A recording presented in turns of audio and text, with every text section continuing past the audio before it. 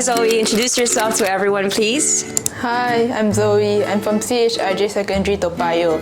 My favorite things to do are to hang out with my friends and play games. What are your favorite secondary lessons? My favorite secondary lessons are oral lessons.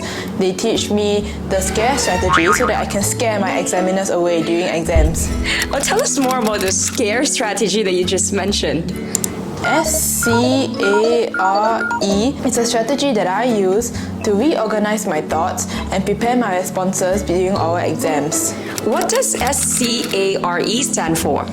S stands for stand, CA stands for counter-argument, R stands for rebuttal, and E stands for ending. Interesting. Aside from learning different structures to answer your oral question, what else do you learn in your oral lessons? I learn a variety of other topics such as environment, traditions and culture, and fun and games. The list goes on. What's your greatest takeaway from your oral lessons? These oral lessons have broadened my horizons and helped me ace my oral examinations. To become a better communicator like me, join Writers at Work today!